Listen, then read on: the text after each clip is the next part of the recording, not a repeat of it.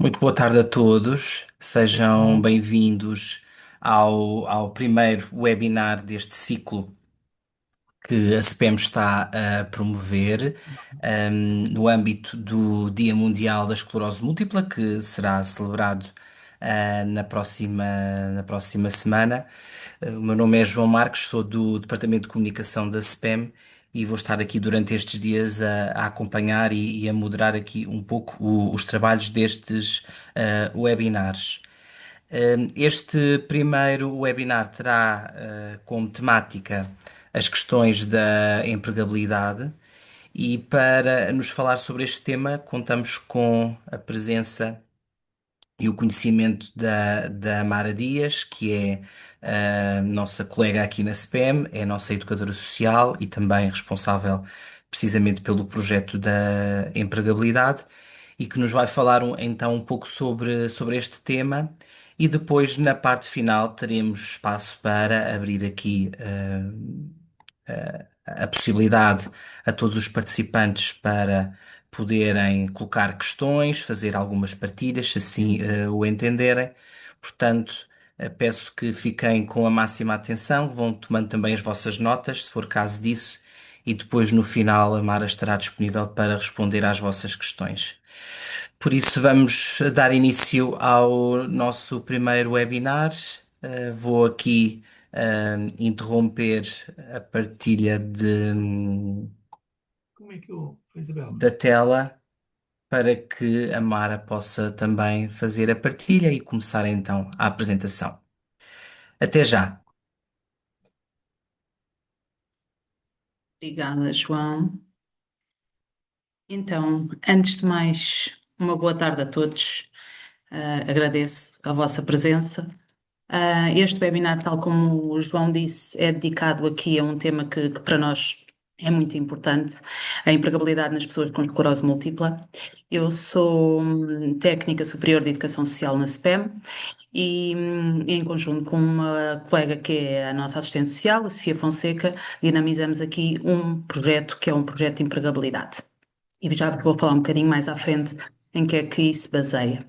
No fundo, aquilo que eu quero muito passar neste webinar é que quando falamos realmente de trabalho, não falamos aqui apenas de salário ou da profissão, mas também da autonomia e da identidade, da própria participação social da pessoa, da autoestima, de projetos de vida. E, portanto, sabemos que quando existe aqui um diagnóstico de esclerose múltipla, muitas das vezes podem trazer aqui alguns desafios que são eles muito significativos, às vezes na parte do percurso profissional também. Antes de tudo, e começando aqui a apresentação, coloco-vos aqui esta pergunta. Quantos de vocês é que, após um diagnóstico, tiveram esta pergunta na vossa cabeça ou fizeram esta pergunta em algum dos momentos? Eu não estou a ver, portanto, se quiserem colocar aqui o som e dizerem-me se alguém fez esta pergunta para si próprio, se a questão do emprego, portanto, se o diagnóstico de esclerose múltipla poderia implicar aqui o vou ter que deixar de trabalhar. No imediato, sim. Mas Em princípio, não. Ao princípio, logo, não Não, recorreu a essa pergunta, não veio à cabeça. Outra não. pessoa disse que no imediato percebeu que se calhar teria que deixar de trabalhar. É isso? sim, que poderia ser uma consequência, não no imediato veio-me à cabeça, não quer dizer que fosse uma coisa logo pelo facto de ter o diagnóstico, mas que foi uma das coisas que me veio logo à cabeça, que se calhar não no momento em que é diagnosticada a esclerose, mas que se calhar num futuro era uma das consequências. Claro. Sim, da nossa experiência, pode não ser logo no momento do diagnóstico, até porque no momento do diagnóstico há aqui um rol de pensamentos que surgem, na cabeça da pessoa que, pode não ser logo muito vincado aqui. Mas a verdade é que a determinada altura, seja passado semanas, seja passado um mês, Esta é uma das perguntas que nos dizem que realmente depois acabam por se fazer a si próprios. E é perfeitamente compreensível, porque quando a pessoa recebe este diagnóstico, o medo, a incerteza, as dúvidas no futuro, naquilo que vai acontecer, são muitas e que sabemos que o diagnóstico é feito em muitos dos casos numa idade, portanto, precoce, numa idade muito ativa, portanto, é normal que aqui esta pergunta surja, mas a resposta é efetivamente um não, não é? O diagnóstico de esclerose múltipla não tem que significar de todo deixar de trabalhar. Há muitas pessoas que continuam a trabalhar durante muitos anos, exatamente na mesma profissão. Há outras que acabam por descobrir novos caminhos profissionais que passam a ser mais compatíveis com a sua realidade. Há outros que, por opção própria, dizem que não é essa a prioridade que querem dar à sua vida e, portanto, acabam por ou diminuir as horas de trabalho ou mudar de trabalho dentro da mesma profissão, mas mudar de trabalho para um trabalho que lhe possa ser mais adaptado. Mas o ponto que nós queremos sempre deixar é que não, efetivamente ninguém tem que deixar de trabalhar por existir aqui um diagnóstico de esclerose múltipla. E agora há aqui outra questão. Qual é o maior medo? Podia dar Sim, só um pouco, falar da minha experiência. Ora, sim, claro que sim. Eu eu não estou a vê-lo, tenho diga-me só o seu nome. Carlos Martins. Sim, olá, Tenho a Carlos, câmara diga-me. ligada, está tudo ligado. Sim. Tenho o diagnóstico há 20 anos, está a ver? Uhum, E pronto, quando foi diagnosticada, claro, as dúvidas são as mesmas que passaram por cabeça de todas as pessoas. A pergunta era mais até quando é que eu vou conseguir trabalhar? É claro que eu sou engenheiro civil e o trabalho que fazia, pronto, gostava muito de acompanhar os trabalhos no terreno, está a ver? E tive de me adaptar, está a ver? Lentamente, deixei, já agora, a esclerose a mim apanha-me mais as pernas, está a ver? uhum, E pronto, neste momento até conto os passos que ainda ando, mas ainda dou passos, ainda dou, escute, se o tempo estiver bom, agora é que o calor começou a apertar, vai diminuindo, mas se o tempo estiver bom, consigo fazer 600 passos. Agora com o tempo assim, vou diminuindo, mas não paro. Agora o que é que eu ia dizer? Em termos de serviço, está a ver? Portanto, tive-me a adaptar, está a perceber? Lentamente fui deixando o trabalho na rua e fui-me resguardando ao gabinete.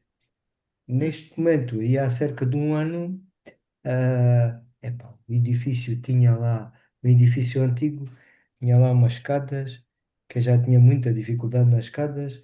Aliás, já tinha caído lá das escadas e umas duas vezes, mas consegui-me segurar na malejei.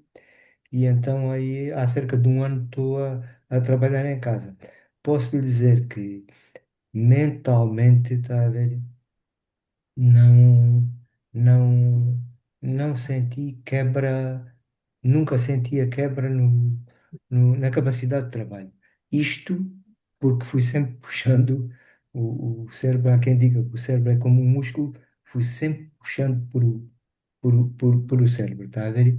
Como por os músculos também tento puxar, porque sei, diz-me a minha experiência, quando a gente não puxar por, quer por os músculos para, por a cabeça, está a ver? E com a idade, eu tenho 59 anos, vai tudo começando a parar. Portanto, é só para passar esta minha experiência que penso que poderá, muitas pessoas que têm o diagnóstico precoce, ah, dar alguma esperança. claro, é isso mesmo, Carlos. Aquilo que disse, é no fundo aquilo que tem que ser feito. Foi-se conhecendo a si próprio, foi percebendo quais é que eram os limites, o que é que era melhor ou não era melhor na sua condição estar a fazer, adaptou-se à nova realidade que lhe foi surgindo e por isso fez uma adaptação a nível do trabalho, e neste caso até do posto de trabalho, não é? Saiu aqui do trabalho no terreno e passou para um trabalho mais resguardado em casa. Mas aquilo que diz no fundo, essa mensagem que nós queremos sempre passar. É que é perfeitamente possível e a verdade é que o Carlos continua a trabalhar e, como disse muito bem, é isso que lhe faz bem. Porque se calhar se tivesse parado, poderia ter prejudicado muito mais do que o continuar com as devidas adaptações. Obrigada, Carlos, pelo seu testemunho. Só devo acrescentar mais uma coisa, está a ver? É ser que nem todas as entidades empregadoras ah, fazem isto com as pessoas. É preciso ter essa noção, está a ver? É verdade. Porque, porque se eles sentissem que eu não estava a dar rendimento, de certeza, epá, não acredito que me despedissem, está a ver? Porque isso era para a imagem de ah, ah, uma entidade na camarária. Eu trabalho numa empresa municipal, é muito negativo, mas tinha-me custado. Só que eu nunca, como eu gosto muito do trabalho que faço, e, epá, e faço por cumprir, faço o meu melhor, e quando vejo que as coisas não andam ao ritmo que, que, que é esperado que elas andem, epá, trabalho mais um bocadinho mesmo depois do serviço e escute, é só o coxo, mas ninguém espera por mim, está a ver? Isso é, para mim é garantido. Muito bem, Carlos, obrigada. Mas é verdade, tocou aqui também numa coisa importante que é as entidades patronais e como é que elas próprias também se adaptam, às vezes não se adaptam a estas situações. Então, aqui colocando aqui então esta questão, pensando aqui após o diagnóstico e depois o ir trabalhar, qual é que é o maior medo que sentiram? Bem, eu senti, eu tenho um percurso diferente do Carlos. Eu trabalhava num banco, um banco público, digo já qual é a caixa, foi o banco que eu trabalhava. Uhum. Eu, no princípio, não aceitei a doença, continuei sempre a trabalhar ao máximo, também gostava muito daquilo que fazia. Sempre trabalhei o máximo que pude e, portanto, tudo corria bem. Com o evoluir da idade e com o evoluir da doença, o que é que me preocupou e o que é que foi?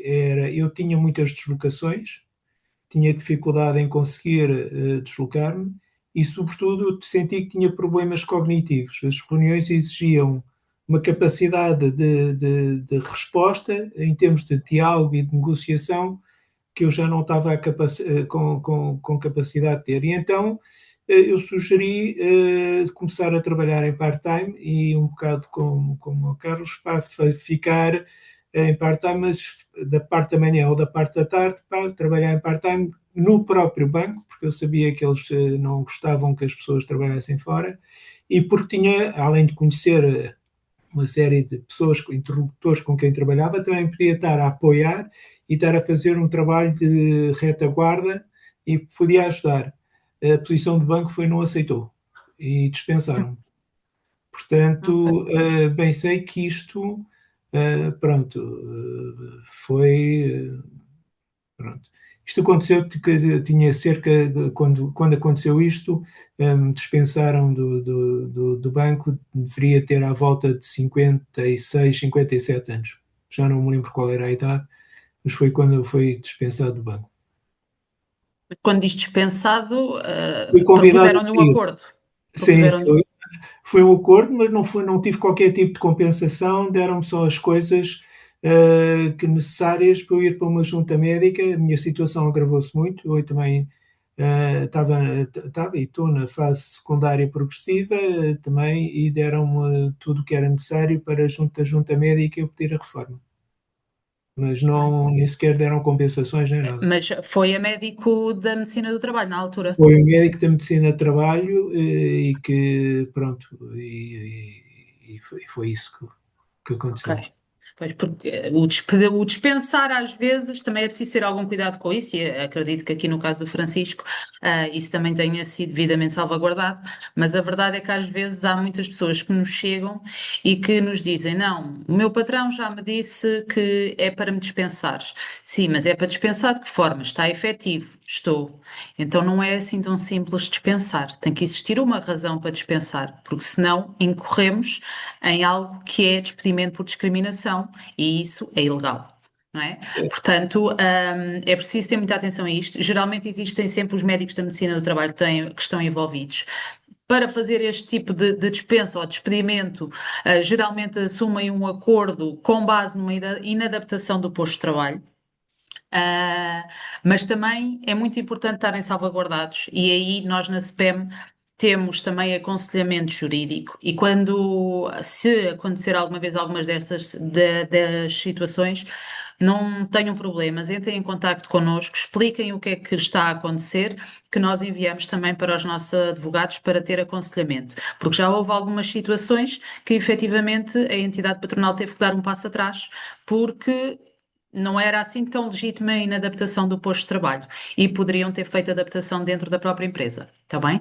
Portanto, é importante estarmos sempre informados, e quando às vezes temos aqui alguma questão, é para isso que nós, associações de doentes, também servimos. É para vocês poderem nos contactar e nós, se não for logo uma resposta que ou eu ou a Sofia consigamos dar, temos o aconselhamento jurídico que também pode nos ajudar. Está bem? Isso, Obrigada, Francisco. deixe-me só acrescentar mais uma coisa. Isso realmente agradeço a todas essas boas sugestões que está a dar. Já agora também queria transmitir o porquê de eu também não ter ido mais além. Por um motivo específico, eles obrigaram e pediram-me que eu estava a trabalhar com outra equipa, que eu dissesse o que é que tinha. E a partir daí, parece que toda a equipa e todo o ambiente onde eu estava, logo à partida, criou um grande mal-estar. Portanto, isto é um alerta que eu deixo, que vale o que vale, que eu não sei o que é que se deve fazer, mas na altura, pá, eu fiz uma reunião e disse que tinha esclerose múltipla e não caiu bem. E, portanto, a partir daí houve tensão, não é? E, portanto, quando eles manifestaram que, embora eu quisesse continuar, que manifestaram, pronto, e discordaram, eles próprios disseram que não queriam que eu continuasse. Pronto, Ok. fica. Mas, de qualquer forma, Sim. tem toda a razão. E eu não Isso é outra sei. coisa que eu vou tocar um bocadinho mais à frente, que é Pronto, esta questão de temos ou não temos de dizer no trabalho sobre a doença, devemos ou não isso. devemos dizer. Eu já vou falar um bocadinho sobre isso, está bem? Mas isso é muito importante. E a partir daí eu não me senti com forças, não é? Claro, eu Para percebo, sim, continuar. Pronto. Obrigado sim. e desculpe. Nada, Posso, ora essa, Posso obrigada acrescentar eu. também só mais uma coisa, sem querer monopolizar isto. Se achar que eu estou falando mais, faz favor, diga que é parte, está bem? Ora É é essa, só. isto não é para só eu para falar, é para falarmos Não, todos. mas é para dar a oportunidade a todos participarem e já vês que já estão aqui 17 pessoas, é muita gente, toda a gente tem uma experiência que com certeza vai gostar de partilhar, o que enriquece estes eventos. Agora, ia só dizer mais uma coisa. Ah, escute, vamos lá ver. Eu mesmo que quisesse ocultar a doença epá, e não, pronto, nunca tive grandes problemas com isso, está a ver a forma como eu me deslocava, não dava para esconder seja o que fosse. Aquilo foi andar devagarinho, depois uma canadiana, e neste momento ando com duas canadianas e quando tenho sei que vou ter de andar mais, a cadeira de rodas. Mas que eu tenho nada de problemas com isso, está a ver? Porque a cadeira de rodas, que é fujo dela, porquê? Porque essa é que quando me sento na cadeira de rodas, estou parando o corpo de trabalhar e isso vai-me diminuir fisicamente. Portanto, evite ir para lá, mas está ao lado da minha cama. E escute, e a cadeira de rodas não pode ser ela uma prisão, está a ver? É uma libertação, está a perceber? Porque dá-me possibilidade de ir onde não vou andando.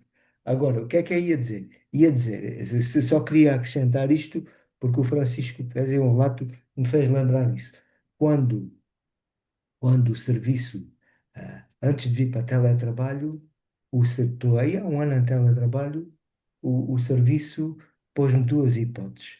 Ou ia para teletrabalho, ou ia lá para baixo para as oficinas, onde havia condições para continuar a trabalhar.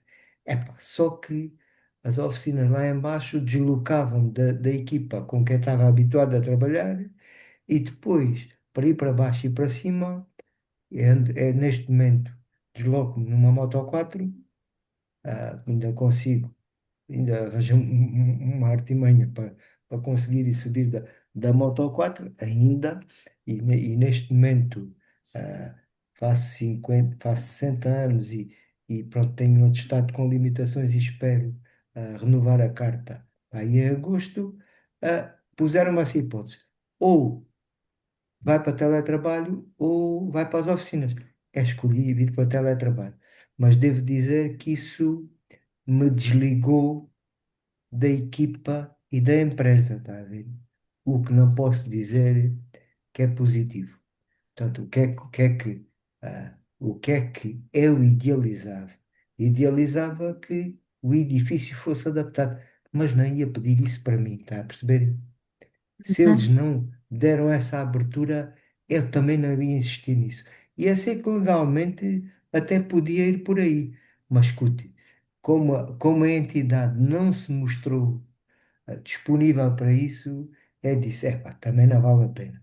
Mas sei perfeitamente que me desliguei mais da empresa e da equipa, o que eu não considero positivo. Mas pronto, isso são Claro. coisas. Agora, ah, para esta malta, a que mais nova nesta luta, que isto é uma luta, mas é como a vida é uma luta todos os dias. Só que Exatamente. Nós é que temos que esta aprender a munir-nos das ferramentas necessárias para a combater, não é? costumo dizer, há aí muita malta que eu gosto e simpatizo, que faz o Iron Man. A gente faz o Iron Man quase todos os dias, está a ver? Mas isso é outra história. Pronto, era só isto que eu queria dizer. Ia dizer, não ia dizer, porque o mundo não está adaptado para a gente. E a gente tem de lutar para que as adaptações sejam feitas. Porque isto não está preparado para a gente. Há legislação que obriga, mas escute, isto é. Ouça, a gente uma vez quis fazer um almoço aqui em Beja para arranjarmos um restaurante com acessibilidades, foi difícil porque há muito poucos, e Beja tem 30.000 habitantes, está a ver? Deve ter, se calhar, sei lá, 30 ou 40 restaurantes, e com acessibilidades, escute, contam-se por os dedos de uma mão. E a É verdade. legislação obriga a isso, veja lá. Portanto, a É luta é verdade. grande e não percam é a força para lutar, que temos de ir mudando isto devagarinho. É um caminho a percorrer ainda. E a Grande. perguntar aqui, Inês, Hum. tem aqui a manuar. Sim, olá. Ah, Olá. hum, pronto, eu sou Inês, tenho 25 anos e terminei agora, portanto, a minha licenciatura em enfermagem. Estagiei durante 4 meses num serviço onde estava completamente integrada, fiz um estágio muito bom, tive nota máxima por parte da minha enfermeira, a equipa toda gostava muito de mim e eu fui mostrar pronto, a minha disponibilidade de integrar a equipa, até porque estão com falta de enfermeiros naquele serviço e naquele hospital. E demonstrei a minha disponibilidade ao que a enfermeira-chefe me disse: mas tu tens esclerose múltipla. E eu, sim, mas isso durante 4 meses nunca me impediu de fazer rigorosamente nada. E ela, mas tens uma limitação física, porque de facto, pronto, eu deixei de sentir a perna esquerda e manco um bocadinho, nada que com fisioterapia a coisa não vá ao sítio, mas hum, manco um bocadinho, principalmente quando estou com mais dores ou mais cansada. E ela reparou nessa limitação física. Eu, sim, mas essa limitação nunca me impediu de fazer nada, portanto acho que não é por aí que não posso trabalhar, não é? E até porque estou integrada no serviço, tive nota máxima, portanto não falhei em nada.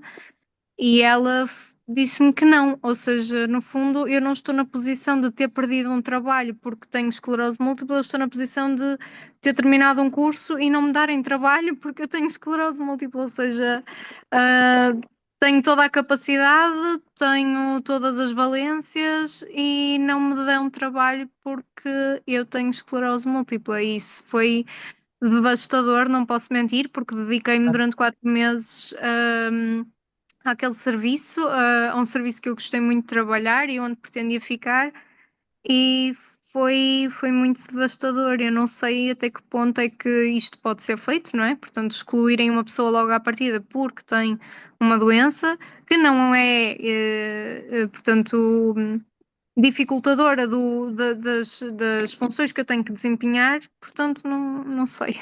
Estou aqui um bocadinho à procura Posso-lhe só, não precisa de dizer o nome, mas posso-lhe só perguntar se a clínica é pública ou privada?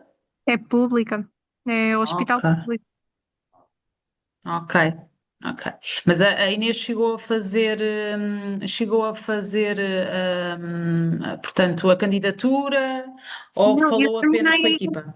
eu terminei estes dias o curso, portanto, estão a ser os meus últimos turnos agora. Tenho o último turno dia 26, recebo o diploma algures por junho, finais de junho. Eu terminei mesmo agora, portanto, eu só mostrei a minha disponibilidade porque realmente, pronto, isto acontece muito na área da enfermagem. Nós terminamos o curso num sítio, fazemos o último estágio de integração, que chama-se mesmo estágio de integração à vida profissional, e muitos de nós acabamos por ficar nos serviços onde estagiamos, porque há muita falta de enfermeiros, como todos sabemos. E como já fizemos o estágio de integração lá, acaba por ser uma mais-valia, tanto para a instituição como para nós, já estarmos integrados naquela equipa, não é?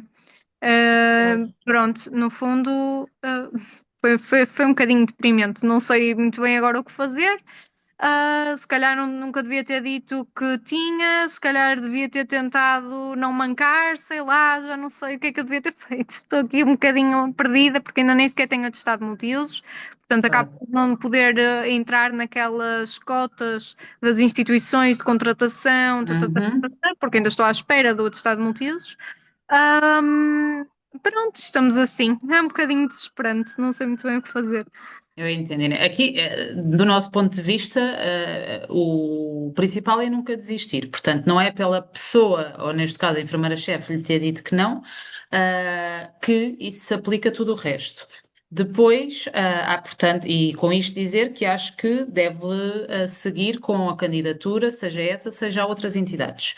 Aqui, uma vez que já falaram aqui algumas pessoas sobre esta questão do dizer ou não dizer à entidade patronal, a verdade é que, legalmente, ninguém é obrigado a dizer que tem a doença. Está bem? Portanto, o ter a doença é algo privado e, portanto, é um dado sensível que não é obrigatório a pessoa dizer, a não ser que o trabalho que a pessoa vai executar, devido às limitações que tem ou provocadas pela doença, possa interferir com o trabalho. Pronto. Se interferir com o trabalho, eticamente deve ser informado. Mas a verdade é que legalmente não. Depois existe aqui outra situação, que é a pessoa pode não dizer que tem a doença, ou pode escolher dizer, sendo que pode dizê-lo, por exemplo, em âmbito, imaginem, assinam o contrato, fazem a entrevista, nunca dizem nada, e entretanto têm um surto. E podem falar com os recursos humanos e explicar que, por exemplo, tiveram um surto, porque têm esclerose múltipla e isso acabou por agravar aqui um bocadinho a situação de saúde e criou algum tipo de limitação que anteriormente não tinham. Aí podem dizer, e podem inclusivamente dizer aos recursos humanos que estão a informar aos recursos humanos sem que deem autorização para que isto espalhe para a restante entidade. Ok? E voltamos ao mesmo. Estão a partilhar um dado sensível com os recursos humanos da instituição, ou não existindo recursos humanos, com o diretor ou com o chefe, e podem inclusivamente dizer que estão a dar essa informação, mas não é para a equipa, para a restante equipa ter esse conhecimento. E legalmente eles são obrigados a este sigilo profissional. Está bem? Às vezes acontece, já tivemos uma situação em que realmente acabou por ser mais vantajoso a pessoa dizer aos recursos humanos ou ao chefe que tinha a doença, porque o chefe tinha uma relação muito boa e o chefe não estava a perceber o motivo de várias ausências. E então a pessoa estava quase sempre aqui a inventar aqui uma desculpa, ou porque foi ao hospital porque entretanto estava constipada, ou porque caiu, ou por isto ou por aquilo, e então as desculpas já eram tantas que começou a causar ali alguma entropia entre a pessoa e entre o chefe. E nós dissemos, se calhar, mais valia de ser franco, dizer a verdade e explicar que isso está a acontecer por esta situação, que há de ser ultrapassável, uma vez que a pessoa começou logo a fazer a medicação e já estava a ter alguma regressão nos sintomas, e, portanto, esta situação vai ser ultrapassável e não quer que a restante entidade saiba. E a verdade é que isso aconteceu, mais nenhum dos colegas soube, continua a ser uma relação entre a pessoa e o chefe, que sempre que ela não estava tão bem, o chefe conseguia perceber o porquê e isso acabou por melhorar ali um bocadinho o ambiente. Sei que nem todos os casos são iguais, mas às vezes é o dizer e dizer com esta, aqui um bocadinho com este parênteses, não é? Porque o próprio Francisco há pouco também falou sobre isto, que depois a equipa toda soube, mas no caso do Francisco foi ele que tomou a iniciativa de dizer, mas há pessoas que às vezes dizem para fazer entender o porquê das ausências ou o porquê da menor produtividade naquele momento e não querem que as outras pessoas saibam, o que é perfeitamente normal e legalmente é possível, está bem? Pronto, aqui tenho aqui um Galaxy A3 e depois não consigo ler o resto. Tem alguma questão? Tem aqui a mão levantada. De Susana. É Susana. Sim, desculpem. Queria só partilhar um bocadinho no seguimento daquilo que ouvi agora. Eu fui diagnosticada com esclerose em 2022. Na altura achei que devia dizer à minha entidade empregadora, só falei com os recursos humanos e com o meu chefe, mas posso-vos dizer que a primeira abordagem, estava também o advogado, foi então vamos fazer um acordo para a Susana ir para o Fundo de Desemprego. Tem direito aos 3 anos do Fundo de Desemprego. E eu disse: não, eu não estou numa situação de idade para ir agora para o Fundo de Desemprego, não me sinto limitada pelo facto de ter tido este diagnóstico, para já. Sei que tenho alguns direitos e quero-me fazer valer dos meus direitos, porque a atividade que eu desenvolvo pode ser desenvolvida através de casa, e isso estava provado porque nós tínhamos passado a pandemia e eu tinha estado o tempo todo em casa a fazer o serviço e não foi isso que me inibiu de trabalhar. Disseram-me que não era possível, porque a administração não entendia que se pudesse ficar em teletrabalho. E eu disse: pois, mas a administração até pode não entender, mas eu tenho uma condição diferente das demais pessoas e eu, para estar bem, para continuar bem, para poder não deixar evoluir o percurso da doença, eu quero ficar em teletrabalho e consegui, é um facto, consegui ficar em teletrabalho e isto só para dizer, para dar o meu testemunho e para dizer às pessoas para não desistirem daquilo que acham que têm competências e capacidades, porque acho que eu na altura tinha 46 anos, hoje tenho 52. Ainda me sinto com vontade e com forças para trabalhar. Sei que se calhar no futuro isto pode-se alterar, vai depender também da condição que eu vá tendo ou não, de acordo com aquilo que a doença for evoluindo, mas era só para deixar o meu testemunho e para dizer à Inês para não desistir e para continuar. É isso mesmo, é isso mesmo. Aqui a resiliência também é muito importante. Obrigada pelo seu testemunho, Susana. Então, alguém falou? Sim, fui Pronto. eu, estava só a agradecer à Susana. Sim. Ok, Inês. pelas palavras. Obrigada. Aqui, falando aqui um bocadinho sobre a questão da doença. O maior desafio que se coloca aqui neste tema da empregabilidade e da esclerose múltipla é, sem dúvida, não só a doença em si, mas a questão da sintomatologia.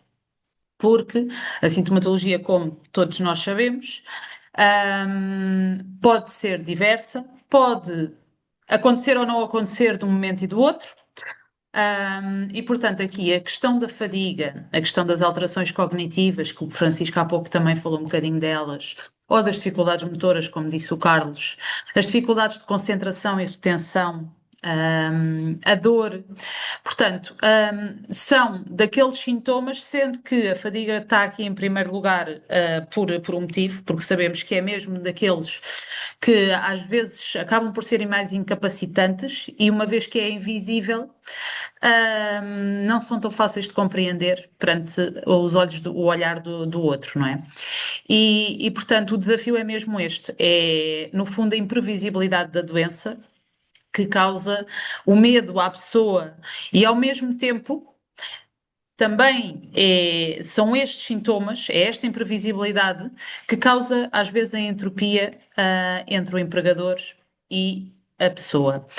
Porque, não estando aqui a defender, mas a verdade é que se todos nós fizermos aqui o exercício de nos colocar como empregadores, aquele empregador que contratou aquela pessoa hoje sabe qual é o funcionário que contratou e sabe aquilo que o funcionário iria fazer.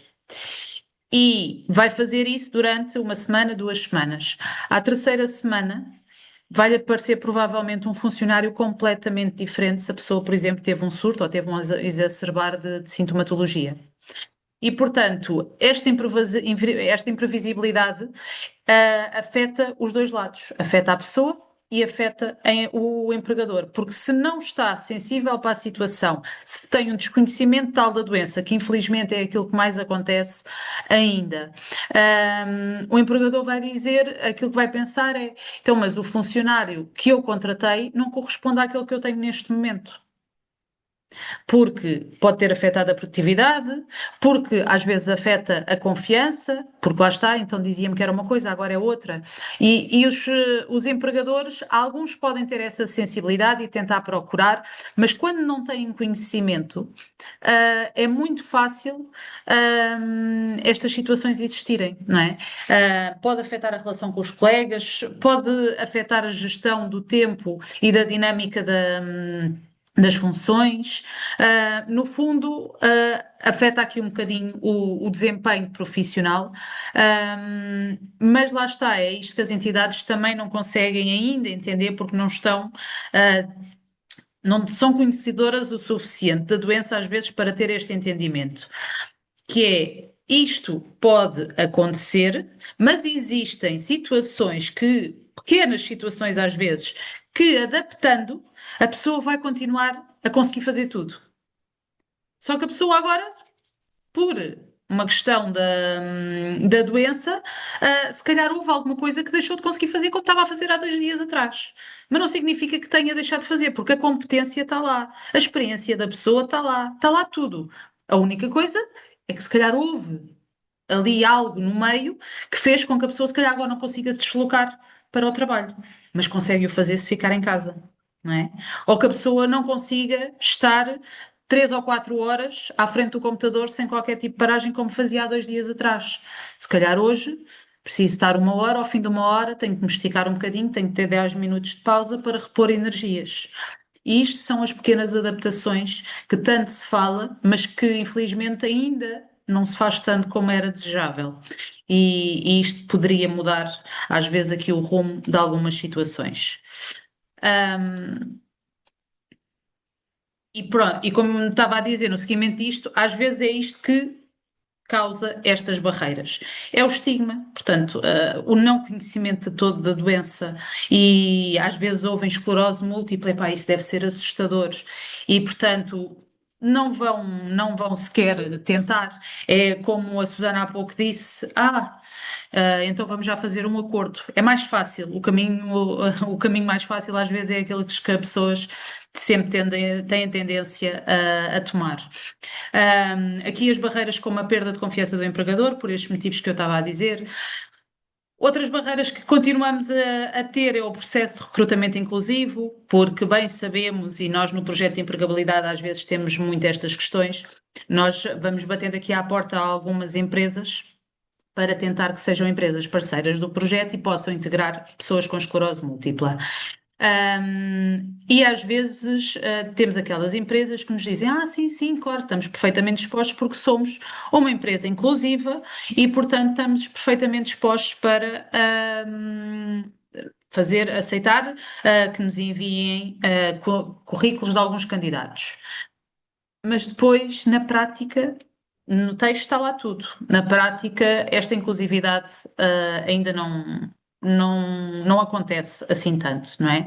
Porque dou-vos o exemplo de uma empresa que dizia super acessível, super inclusiva, mas depois não tinha, portanto, trabalhavam, é um edifício e trabalhavam em 3 pisos, e o elevador já estava variado há algum tempo e para eles não era uma prioridade, porque eles até tinham a questão do bem-estar e do desporto, etc. E, portanto, fazia muito bem a todos subirem as escadas, não é?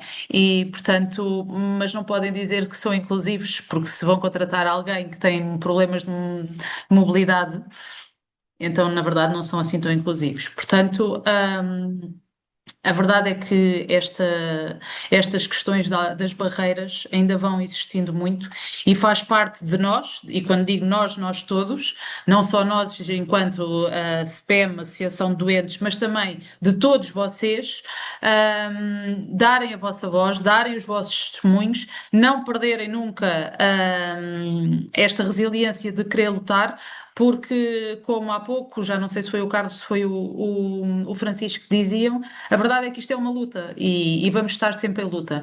E é com isto e com outras coisas da nossa vida e, portanto, o importante é não desistir, está bem? Aqui, e por isso eu vou-vos dizer aqui um bocadinho a questão daquilo que pode ser e muitas vezes os fatores de manutenção ou até de integração no posto de trabalho. As questões do teletrabalho.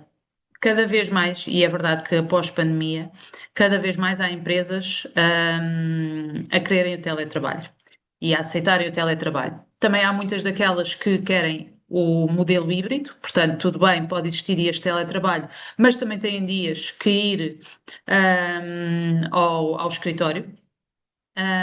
O que, do meu ponto de vista enquanto técnica, concordo que o modelo híbrido é o melhor quando existe essa possibilidade, porque lá está, o modelo híbrido permite aquilo que há pouco o Carlos estava a dizer, o não perder estas relações também com colegas, a questão da socialização é muito importante, não é só o trabalhar que nos faz ativar o cérebro, a questão da socialização também estimula muito o nosso cérebro e, portanto, não deve ser descartada. Mas claro que há situações em que a pessoa efetivamente não consegue e, portanto, aí terá que ser só o teletrabalho. A questão dos horários flexíveis. Ainda temos muito no nosso país aquela regra 9-5, não é?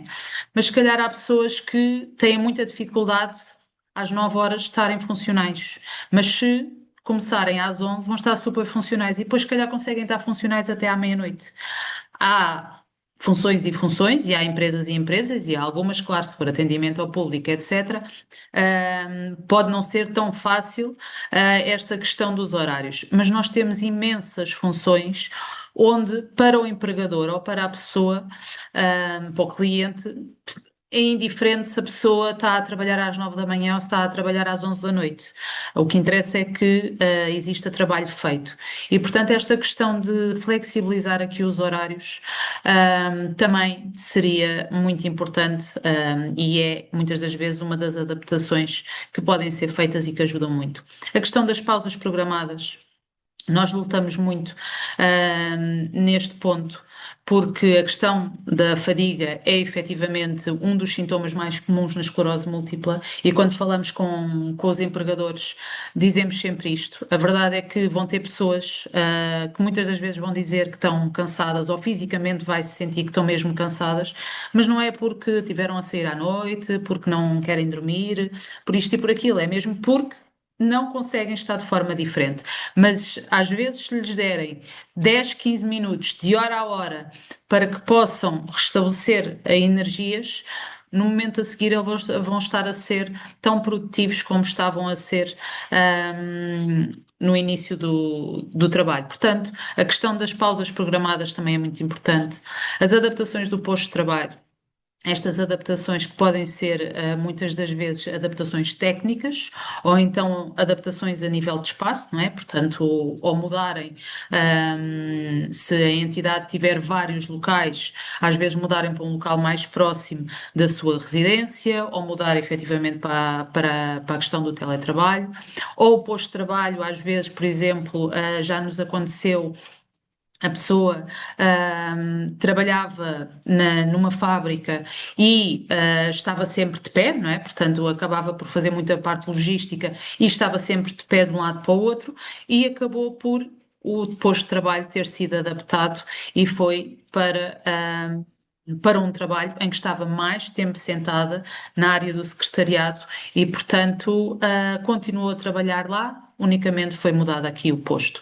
As tecnologias de apoio, que também é um direito de quem tem a doença e que tem o atestado de incapacidade, pode sempre recorrer aqui a estas tecnologias de apoio através da Segurança Social ou através do IFP se estiverem empregados, está bem? E depois aqui a maior consciência sobre a inclusão. E isto realmente é mesmo necessário, que cada vez mais exista maior consciência sobre o que é a verdadeira inclusão no posto de trabalho. E eu agora estava aqui a ver que entretanto tenho aqui umas mãos no ar. Não sei quem é que estava primeiro com as mãos no ar, se a Susana, se a outra pessoa que eu não sei quem é, diz o usuário do Zoom. Uma delas que...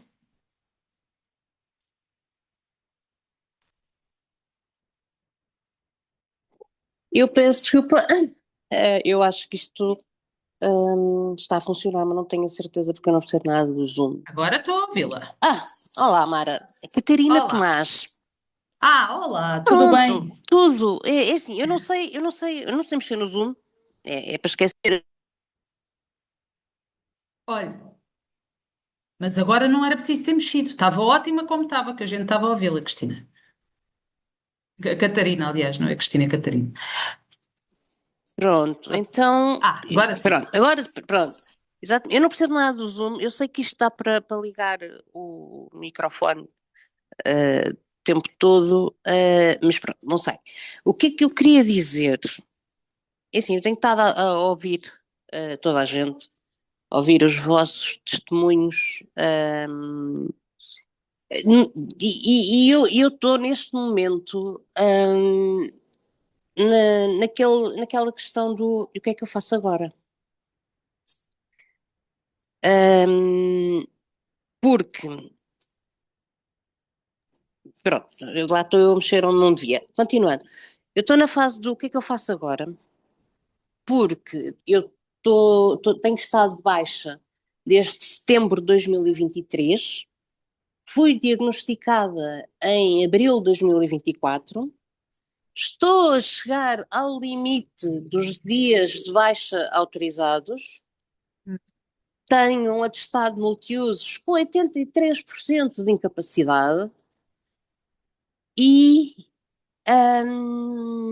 fiz o pedido à Segurança Social para a reforma por invalidez. Porque a minha questão é, o que é que eu faço? A entidade patronal sabe que é uma questão neurológica, não sabe exatamente o que é, porque eu não quis dizer. Tem o atestado, a cópia do atestado, tem os próprios recursos humanos. Quando eu ainda pensei em adaptar horários, essas coisas todas, e os próprios recursos humanos me ofereceram a possibilidade do teletrabalho, para mim estava ótimo, tanto que o fisioterapeuta disse-me logo, não te preocupes, não podes é deixar a fisioterapia para trás, mas aí, pronto, mudaram os horários, tudo bem. Até que eu percebi uma coisa, que é a fadiga não me deixa fazer nada. Portanto, eu vou pedir, sim, aliás, já pedi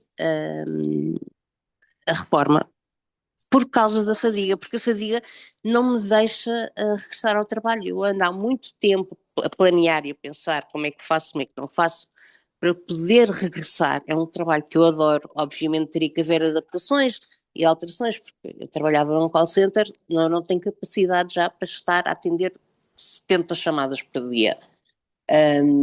Mas há outras coisas, eu trabalho num call center de uma companhia de seguros, há outras coisas que a companhia de seguros precisa de pessoas, portanto não seria falta de trabalho, mas Já teve essa conversa com a entidade, com os recursos humanos? mais ou menos, é assim, eu falei com os recursos humanos e eu disse-lhes assim, eu não consigo e eu percebi que não consigo, porquê? Porque uma manhã, às 8h30 da manhã, estava no hospital a fazer análises, regressei a casa 3 horas depois e não tinha energia para nada, o meu dia acabou ali, não consegui fazer rigorosamente mais nada. E foi aí que eu comecei a pensar, epá, se calhar não consigo voltar ao trabalho, eu não tenho condições. Como é que eu vou voltar ao trabalho se eu for de manhã para a fisioterapia, tudo bem, não há problema, há horário para isso, faço a fisioterapia, volto sem energia para ir trabalhar. Ou então, trabalho de manhã e depois à tarde não tenho energia para a fisioterapia. E por isso é que eu fico naquela do o que é que eu faço agora? E uma redução de horário? Redução de horário, pensei nisso, claro que sim, eu pensei nessas coisas todas, eu ponderei tudo, mas, mas lá está. Uma coisa tão simples quanto isto, eu estou à porta do cabeleireiro agora, porquê? Porque eu não consigo lavar o cabelo em casa, eu lavo o cabelo em casa e o dia acabou. Se eu levar de manhã, não faço mais nada o resto do dia. Portanto, eu estou à porta de cabeleireiro porque decidi, ok, venho cá uma vez por semana a lavar o cabelo. Isto parece, até para quem está de fora, pode parecer um bocadinho totó, se calhar, ou vamos dizer, foi a única solução que eu encontrei para conseguir gerir um bocadinho a minha falta de energia. A minha fadiga, dá cabo de minha fadiga, é muito incapacitante. Nunca pensei que fosse tanto, mas é horrível. Eu pensei fazer redução de horário, sim senhora, ajustar ali as coisas todas. Lá está, tipo peças de Tetris, vamos lá encaixar as coisinhas todas para tudo funcionar. Não há como. Não há como porque basta-me estar 2, 3 horas fora de casa, a energia foi-se. E daquela vez foi só para ir fazer análises. Portanto, se eu sair de manhã para ir para a fisioterapia, em que a coisa é mais ativa, eu quando chego de fisioterapia não tenho energia para nada. Portanto, eu dei por mim a não saber o que fazer. Eu Sem entendo, saber. Catarina, mas efetivamente eu acho que aqui há duas coisas. Em primeiro lugar, acho que também devia falar com o seu neurologista Sim, sobre sim, esta questão do cansaço sim. por estar a ser tão acentuado. Eu mandei o e-mail ontem enviei ontem um e-mail para o neurologista porque ele agora só tem consulta com ele em julho. Eu sei que só o vejo tipo 1 ou 2 vezes por ano.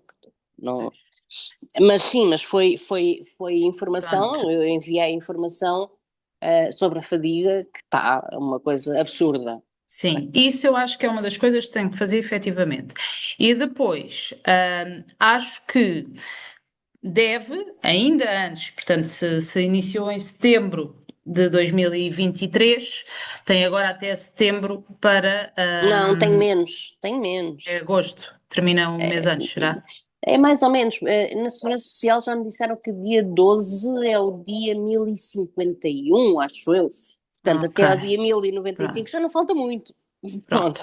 Então, acho que devia tentar falar com a entidade patronal, com os recursos Sim, humanos, reunir sim, com eles, explicar esta situação, dizer eu queria efetivamente muito continuar a trabalhar, sim. sendo um call center, eu não vejo por que não de tentarem a modalidade de trabalho remoto, portanto, Sim, ficar em o trabalho teletrabalho. remoto não há qualquer problema, porque os próprios recursos humanos disseram, primeira vez que falámos no fator regresso ao trabalho, eles disseram logo, se quiseres ficas em teletrabalho. E eu, tudo bem, Pronto. não há problema nenhum. Pronto, eu acho que sim. E eu tentar primeiro teletrabalho, fazer uma redução de horário e perceber e falar com o neurologista para ter esta situação também da fadiga aqui um pouco mais controlada e Sim, tentar ir por aí. Isto não descarta a questão da pensão por invalidez, está bem? Porque sim. nós, ou seja, a partir do momento em que a pessoa tem uma pensão por invalidez, a não ser que lhe seja conferida uma pensão de invalidez absoluta, Absoluta, sim, não, aí é que não se não pode pode mesmo fazer continuar nada. efetivamente a ter Exato. rendimentos de trabalho. Agora, se lhe conferirem uma pensão por invalidez relativa, Sim, em nada significa que não possa voltar a trabalhar, porque também é uma coisa que há muitas pessoas que têm a ideia que a pessoa, quando se reforma por invalidez, mesmo que relativa, de uma profissão, já sim. não pode continuar a trabalhar nessa profissão. Não. Mas é Existiu isso uma que dizem na alteração. Segurança Social, Não, curiosamente, não, existiu uma alteração que Sim, diz que a pessoa pode continuar a ter a mesma função que tinha quando se reformou por invalidez, está bem? sim, oh, isso é Portanto, ótimo. e isso até pode depois falar com a Sofia e ela dar-lhe o decreto e tudo, porque Sim, efetivamente há essa possibilidade. Pronto, eu neste caso via aqui destas duas formas, está bem? Eu vou só, certo. continuando aqui, já dou a palavra, Com entretanto, certeza, com a mais certeza. alguém, mas é só para, porque acho que era só Não, até às mas, 7h30 e eu estou-me aqui mas eu a agradeço para deixar levar já um bocadinho. esta ajuda, estas dicas, pronto. Pronto, obrigada, Catarina. Obrigada. Portanto, aqui, no fundo, o que é que nos importa aqui saber? Vocês também estarem informados. Existe aqui algumas leis, nomeadamente a Lei número 7 de 2009, de 12 de fevereiro, portanto, no Código do Trabalho. Temos o artigo 84, que no fundo é aquele artigo que fala que o empregador deve facilitar o emprego ao trabalhador com capacidade de trabalho reduzida. O que interessa é que lhe proporcione, digamos assim, as condições adequadas de trabalho e as devidas adaptações ao posto de trabalho, está bem? É a lei do artigo 84. Depois o artigo 85, que é o artigo que fala sobre a igualdade no acesso ao emprego, formação e promoção de carreira. Portanto, também é muito importante vocês terem conhecimento.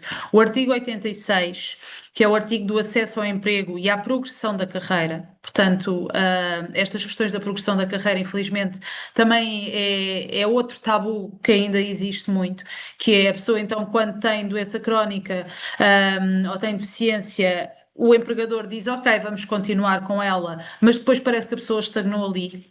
E por que não existir a progressão na carreira nestas situações também? Porque legalmente é previsto que o façam, está bem? Depois o artigo 87, que é o artigo que fala sobre o direito que tem à dispensa em certos horários e regimes de trabalho, nomeadamente a dispensa do banco de horas, dispensa de trabalho noturno ou do trabalho por turnos.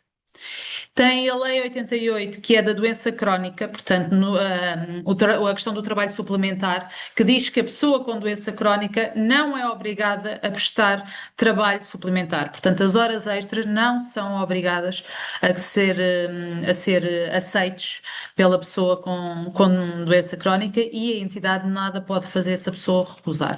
Não é?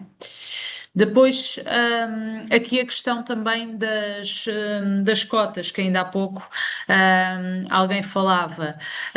A verdade é que a Lei número 4 de 2019 veio aqui dar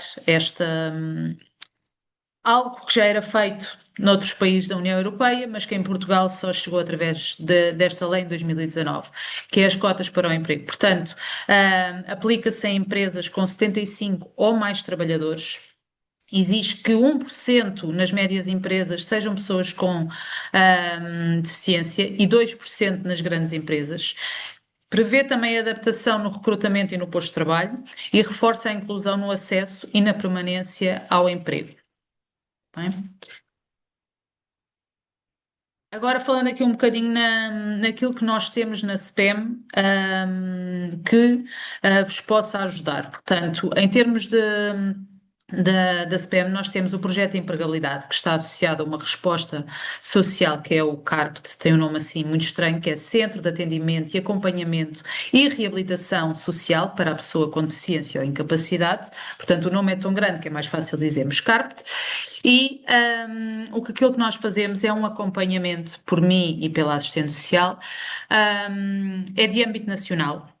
O acompanhamento é individual, apesar de haver situações em que às vezes existe aqui alguma dinâmica em termos de grupo das pessoas que nós acompanhamos. A pessoa tem acesso ao apoio psicológico.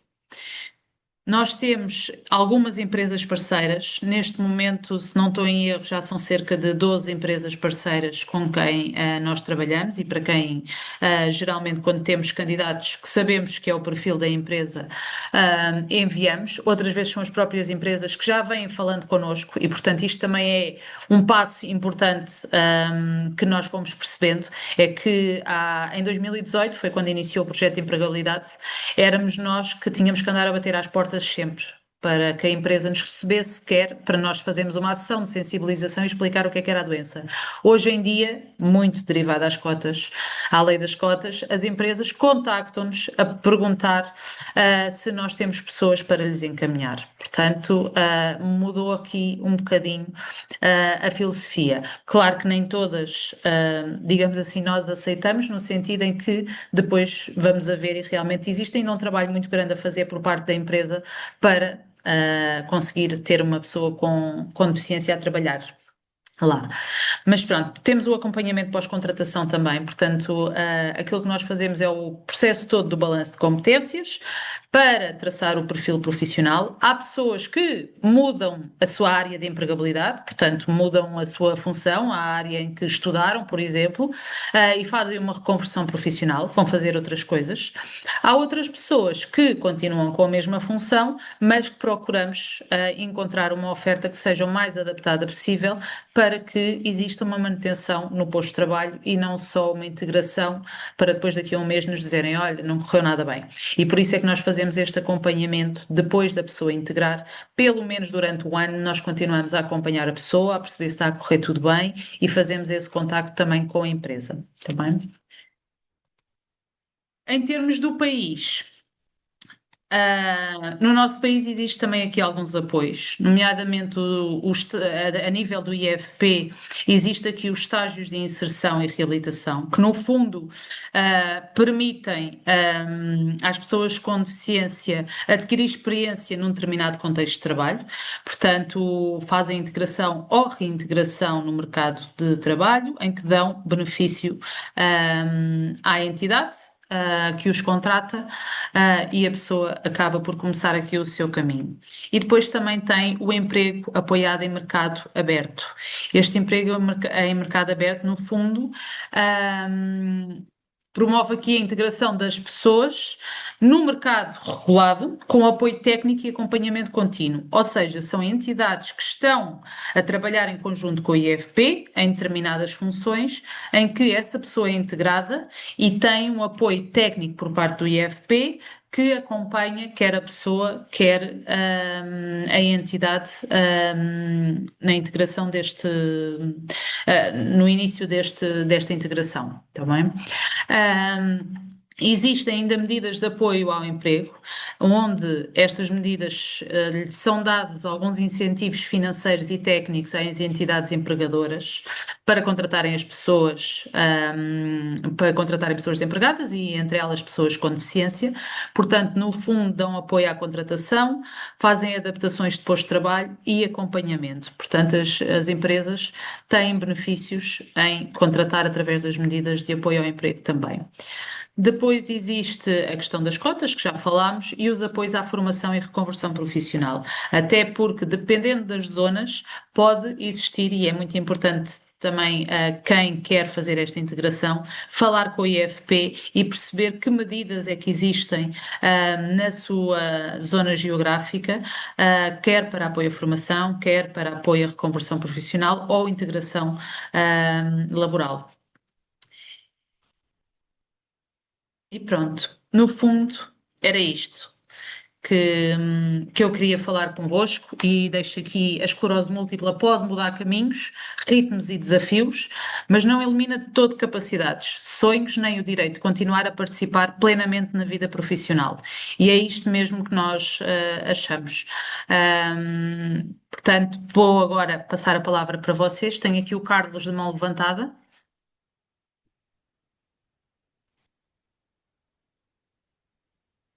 O que é que eu queria dizer? Queria só ah, arrematar a conversa muito rapidamente com isto. Ah, também graças aos contributos que deram aí, que me fez despertar algumas coisas. Eu tenho 60 anos, não me sinto velho, embora uma vez um psiquiatra diz-me, quando aí há uns anos, disse-me: você é um idoso. Disse-me de uma forma respeituosa. Queria dizer que as minhas limitações físicas me faziam comportar como uma pessoa mais velha. Mas isso foi de uma forma construtiva, não foi nada. Foi só para me dar ali um abanão e dizer: é pá, você tem de ver onde é que está. Mas pronto, isso para dizer o quê? Durante a vida e com a idade, há muitas coisas que a gente gosta de fazer que tem de ir largando. Se forem apaixonados por a vida como eu, arranjam outras, está a ver? Eu gosto muito do trabalho que faço e continuo a fazer, e às vezes nunca dizia aos meus colegas: a gente não pode dizer isto aos chefes, senão eles vão abusar da gente. Mas é a tal sensação, até pagava para trabalhar, está a ver? Mas não se pode dizer isso. Mas escute, mas quando tiver de deixar de trabalhar, deixe de trabalhar. Agora, essa aí, que o trabalho é a maneira da gente arranjar meios de subsistência. Isso é fundamental. E isso dá liberdade e dignidade à nossa vida. Agora, quando a gente passa essa fase, epá, quando chegar quando é vir que está na altura de deixar de trabalhar ou, e tiver a lucidez para dizer que chegou a minha hora, espero ter essa lucidez, escute, sei que vou deixar de fazer aquela coisa que estava, mas eu tenho outras coisas que também gosto de fazer. Já abdiquei de muitas, está a ver? Mas sempre tenho outras, porque tenho poucas cartas na mão, mas ainda tenho algumas. É só isso que eu queria dizer a quem me está ouvindo. E É isso vocês mesmo. também acho que têm. Muito obrigado. Obrigada, Carlos. Inês.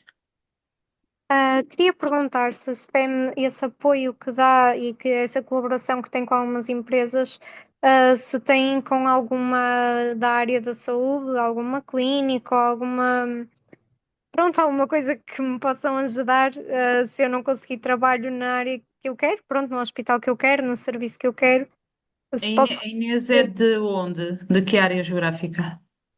Olha, eu estou neste momento, o meu estágio foi em Faro.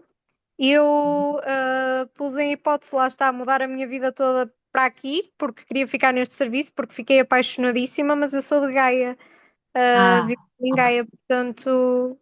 Mas eu vou para qualquer lado, honestamente, já estou por tudo, já nesta fase, por mim, qualquer coisa serve. Era só mesmo para saber se tinham alguma colaboração com alguma entidade, portanto, a nível da saúde.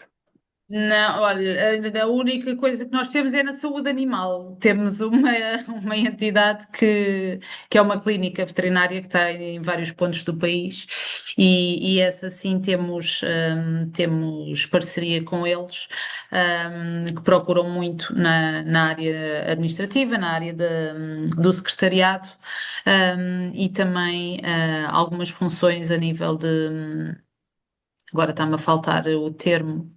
Auxiliar, acho que é auxiliar, que eles chamam, técnica auxiliar, algo assim. Mas mesmo não tendo especificamente na área da saúde, a Inês, mande-me um e-mail, está aqui os meus contactos, está bem? Mande-me um e-mail ou ligue-me, e eu vou falar com a Sofia e vamos tentar aqui pensar em alguma coisa, porque nós também temos aqui boas ligações com alguns centros hospitalares e vamos tentar perceber aqui algumas coisas, está bem? Ok, muito obrigada. Pronto, mande-me só um e-mail. Eu apontei aqui, mas pronto, para não me esquecer, assim é mais fácil. Ou ligar-me e eu assim depois pego logo nisso com a Sofia, está bem? Ok, muito obrigada. Obrigada, Inês.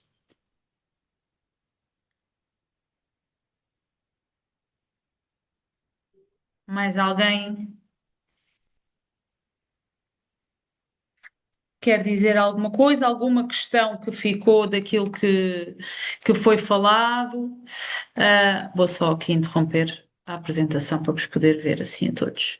Alguma coisa que ficou alguma dúvida daquilo que foi falado ou que não foi falado, mas que vocês tivessem alguma dúvida que eu possa tirar? Algum comentário? Estejam à vontade. Se não, acho que passo a palavra ao João.